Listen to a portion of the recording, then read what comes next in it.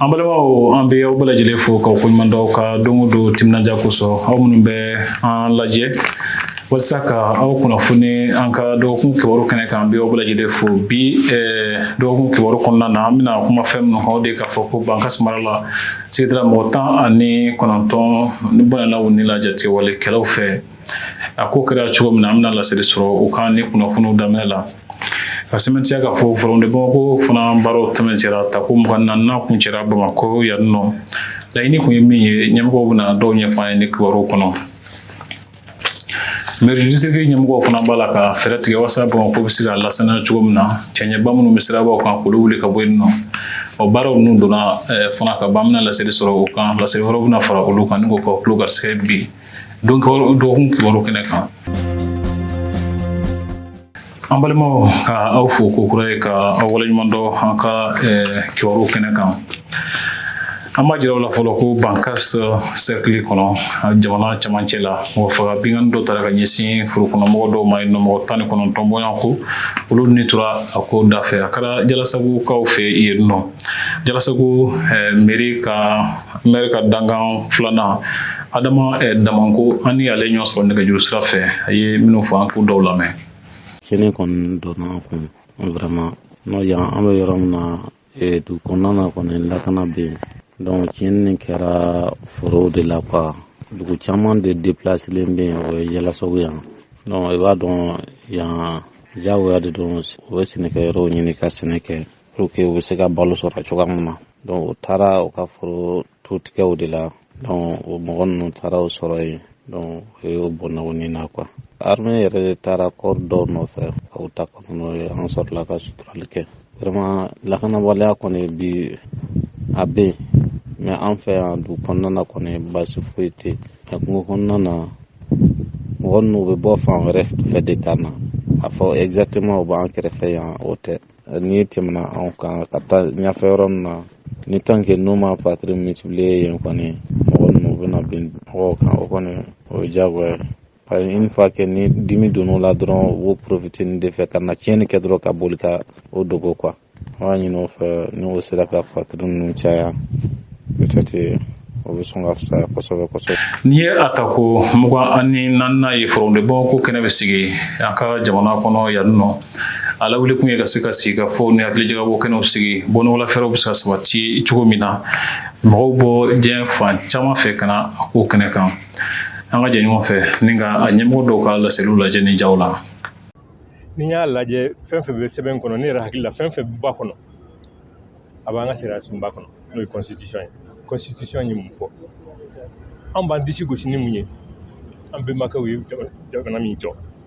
u y'a jɔ ni daluya min ye u y'a jɔ ni hakilina min ye an b'a fɔ o ma an ka système de valeur o système de valeur o de an développera o de kan k'an ka paix ni réconciliation kɛra o de kan n'ale y'a ka rencontre kɛ culture paix réconciliation donc an bɛnbakɛw bɔra yɔrɔ min a b'o sira kan minnu bɛ k'an mara bi fana n'o ye transition autorité ye u ye fana ma dɔwɛrɛ fɔ o kɔ sariya sunba la fɛn caman mun fɔra yen nɔ an b'an disi gosi ni minnu an bɔra yɔrɔ min anw yɛrɛ b'a fɛ ka taa yɔrɔ min an y'o fɛngɛ o sira ale ka hakilinataw bɛ k'an dɛmɛ o la k'o sira bɔ ka taa kɔni donc o de la n b'a fɔ jamana jɔ sira kuma de bɛ yan nɔ n'a ye miiri wele ka fara kan o diyara n ye a bonyana ma. N'i bɛ faso kɔnɔ surtout faso ye bɛɛ ta ye anw bɛ si min na bi an denw n'an dɔgɔninw caman de bɛ ko la i tɛ se k'i sigi k'i bolo croiser n'i ma dɔ kɛ parce que faso ko ye bɛɛ ka ko ye et donc an y'a miiri mun bɛ se ka an ka jamana ɲɛmɔgɔw fana dɛmɛ parce que jamana jɔ ye bɛɛ ka baara ye bɛɛ de kan ka dɔ kɛ olu b'u ta la mais n'an fana y'an ta kɛ a ka ca ala fɛ fɛn caman bɛ nɔgɔya ma donc an ye hakilijagabɔ kɛ an nana ye k'a fɔ ka taa an ka culture an ka waleyaw k'olu fara ɲɔgɔn kan n'an sera o kɛcogo la an ka ɲɔgɔn tɛgɛ minɛ walayi a ka ca ala fɛ mali bɛ bɔ nin na très très rapidement ne wolola Bagadaji misiriba kɛrɛfɛ n'i taara ye dugutigiw fɛ Surakala Kuntɛ da la o kun ye mun ye dunan mana na waati o waati a bɛ da yɔrɔ sɔrɔ a bɛ lafiya yɔrɔ sɔrɔ an wolola a la an k'an tɛgɛ di ɲɔgɔn donc ni an taara an ka wale kɔrɔw la walahi a tɛ mɛn a b'a ye nin ko bɛɛ ban nɔgɔya bɛ n'a kɔnɔ o de la an ye nin hakilina sɔrɔ ka mɔgɔw fara ɲɔgɔn kan mɛ ka tila k'a fɔ lasigiden minnu b'an fɛ yan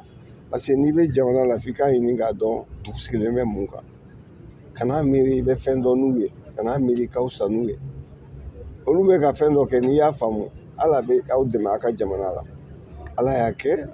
an taara minnu bɔra a la olu y'a ye ko koba don a ye suwɛdi muso ka kuma mɛn u y'a fɔ ko nin ko tɛ se ka kɛ olu kɔ olu bɛna fara an kan marɔku yɛrɛ an ye a jate minɛ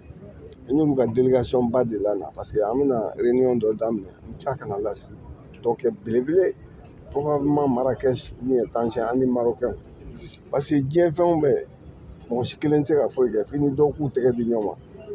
ne wolola n ye min f'i ye sisan Bagadaji anw ka quartier la ye Bɛnzakuruw bɛ yen marɔkɛn dɔw de tun don u tun bɛ sukaro feerew ni te feere kɛ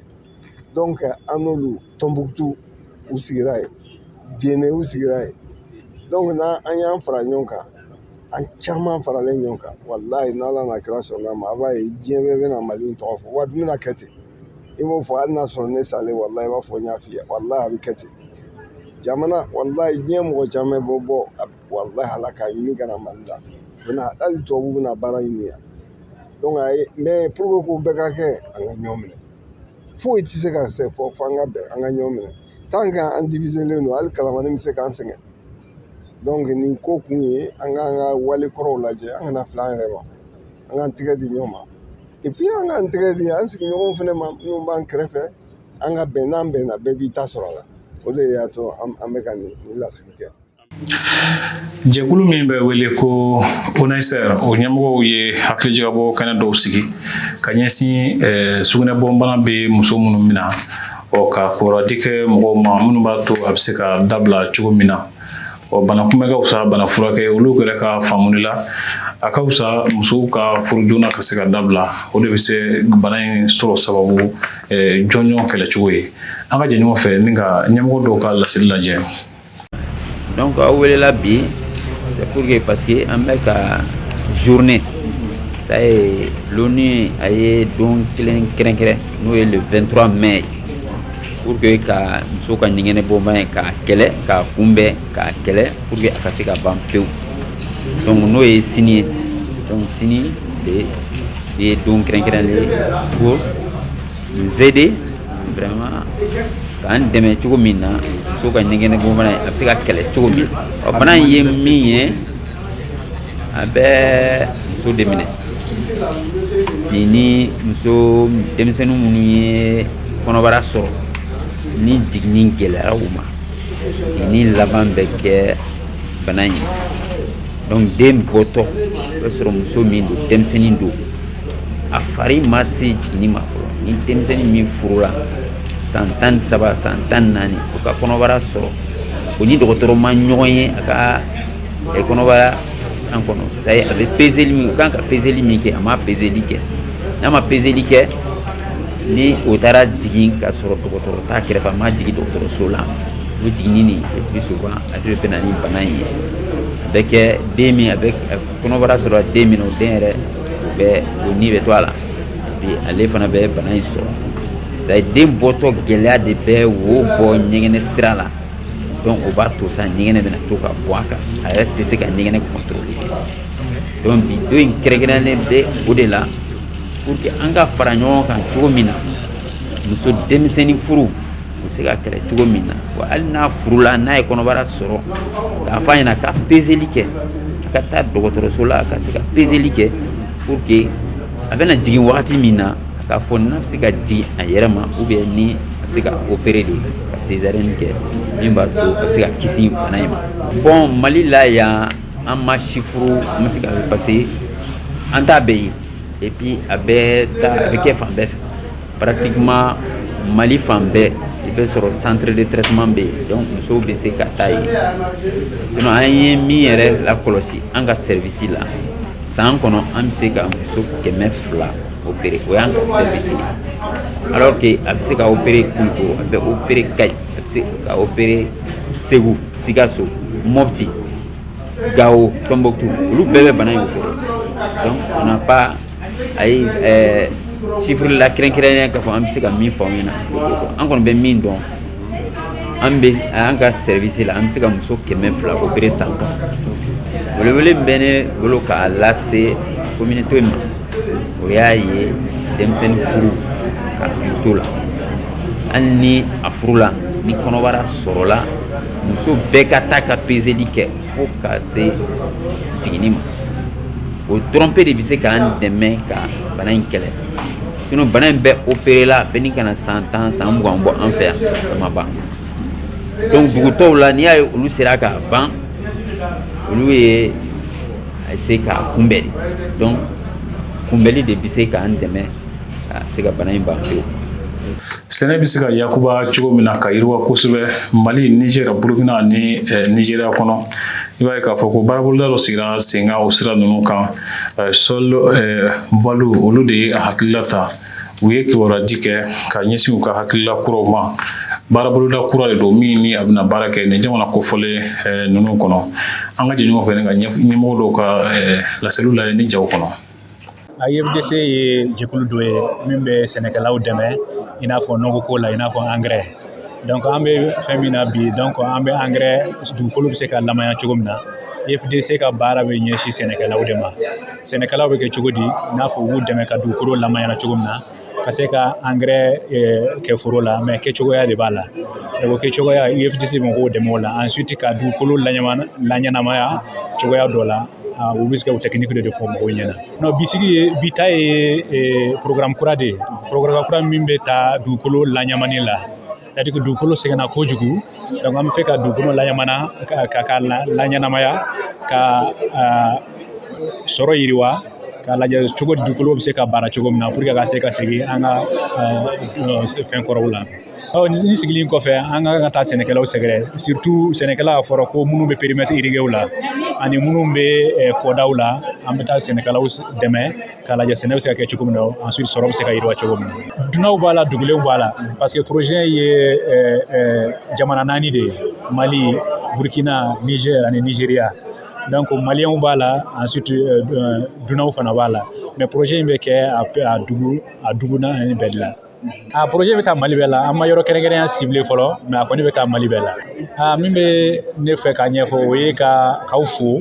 fɛn fɛn min sen sera yan an b'u bɛɛ fo k'u waleɲuman dɔn an ka dugawu kɛ projet in a daminɛna bi a ka kun cɛ hɛrɛ la. Bamako meriba ɲɛmɔgɔw ye baara dɔw daminɛ ka ɲɛsin ɲama bɛ se ka bɔ Bamako kɔnɔ cogo min na ani sirabaw kan cɛncɛn minnu bɛ to an ka siraw kan olu bɛ se ka bɔ sira kan cogo min na sira kan taama ka se ka nɔgɔya Bamako ka lajɛya o ye baaraw ni don Yirimajɔ essentiel dugumala na a bɛna se Bamako fan bɛɛ lajɛlen ma ɲamako ɲɛmɔgɔ minnu bɛ Bamako yan nɔ an ka olu dɔw ka laseliw lajɛ. O tɛ ne kelen ye koyi aw yɛrɛ nisɔndiyalen don hali tɛmɛbagaw bɛ ɲɛ b'an na o nisɔndiyako da de don parce que nin hɛrɛ de ye an ma n'i ye nin waleya in ta k'a filɛ i bɛn'a ye n'a y'i diya i b'a fɔ ko Mali dondaba o bɛ anw de fɛ Yirimajɔ yan commune 6 kɔnɔ yan ka d'a kan k'a minɛ yan fo ka taa bila Gawo fo ka bɔ a kɔnɔ a bɛ donda ye yan commune 6 mais ni jamana ye nin ɲɔgɔnna siraba dilan k'a ɲɛ jamana kɔni ta ye k'a dilan mais jamanadenw de kan ka se ka a ladon k'a ɲɛ k'a jɛya an bɛ taa jamana wɛrɛ la Mali bɛ yaala tɛmɛ diɲɛ bɛɛ kan an ye diɲɛ jamana caman ye donc mais anw fɛ yan bon bonya ti yan foyi ti yan quoi maa ti se yan baara ni yan den yan ka denw yɛrɛ tɛ a ma nɔgɔn quoi i t'a kuma mɔgɔ fɛ mɔgɔ bɛ dumuni kɛ ka ɲama fili yan i t'a kuma fɛ mɔgɔ bɛ bɔgɔ cɛ k'a fili fɛn bɛɛ bɛ kɛ i t'a kuma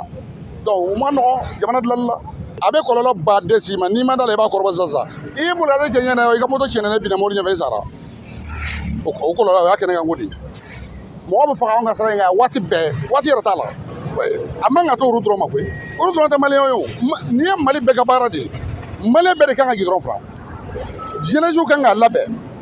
en tant que jeunesse yanni u ka mankan ci fɛn wɛrɛw la u kan ka mankan ci ka siraw dilan k'u yɛrɛ yira jeunesse baden m'anw fɛ yan n'u y'u labɛn o bɛ se ka kɛ semaine o semaine u bɛ taa gidɔrɔn fila a tɛ foyi tiɲɛ fasoden ɲumanya de don o de b'i ka fasodenya yɛrɛ yira vraiment délégation spéciale ye nin nali min kɛ ne kɔni nisɔndiyara parce que délégation spéciale o nana ka na an sɔrɔ u nana mairie district la a fɔra ko u bɛ ka nin baara kɛ vraiment nisɔndiyako bɛ parce que o ye ka fɛn dɔ yira an na k'a yira jamanaden bɛɛ la k'a yira commune bɛɛ la et puis Bamakɔ district bɛɛ k'a jira o la parce que vraiment ninnu ye nin min kɛ dɛ an ka kɛ misaliya ye an ka nin kɛ nin kɛbaga ye pour que an ka dugu ka jɛya parce que diɲɛ dɔw de dunan kuraw de bɛ ka na an fɛ yan mais dunan ma anw mankutuba mɛn o bɛna sɔrɔ anw yɛrɛ ka yɔrɔ nɔgɔlen de don donc vraiment a ma nɔgɔn mais jeunesse bɛɛ de kan ka jɛ cɛ ni muso bɛɛ de kan ka jɛ yani an ka to association gansan na association baara dɔ ye nin ye ka gidɔrɔn dɔw fara k'o volontariat bɔ anw yɔrɔ la k'o hakilila bɔ anw yɔrɔ la an yɛrɛ ka kɛ. Bon, waleya min bɛ ka daminɛ n'a kurukun karili ye sɔgɔmada in ye nin t'a fiɲɛ fɔlɔ ye an ye kun fɔlɔ kɛ o baaraw tɛmɛna waleya in tɛ dɔwɛrɛ ye an ka sirabaw falen don cɛncɛnw na donc cɛncɛn nu bɛɛ b'a dɔn ni siraba falen don cɛncɛn na kasara tan tɛ mobiliw bɛ cɛ a sanfɛ a bɛ accident provoquer donc délégation spéciale sigi ni sisan cɛ a bɛ ka fɛɛrɛ kɛ pour que Bamako bɛ jɛya cogo min na pour que an ka sirabaw bɛ jɛya cogoya min na donc hukumu de kɔnɔna la bi tuguni an sera nin tronçon ma an filɛ échangeur de Yirimajɔ la donc an bɛna o tronçon in ka taa fo Coupe de l'Afrique la o fana cɛncɛn bɛɛ furan ka bɔ a kan bon nin baara ninnu kɔni bɛ to sen na n'an ma dɛsɛ ko an b'a fɔ kudayi mais n'an ma dɛsɛ parce que sanuya baara tɛ tile kelen koyi n'i ye yɔrɔ furan k'a jɛ bi ka t'i sigi k'i ka furanan na fili i ma foyi kɛ dɛ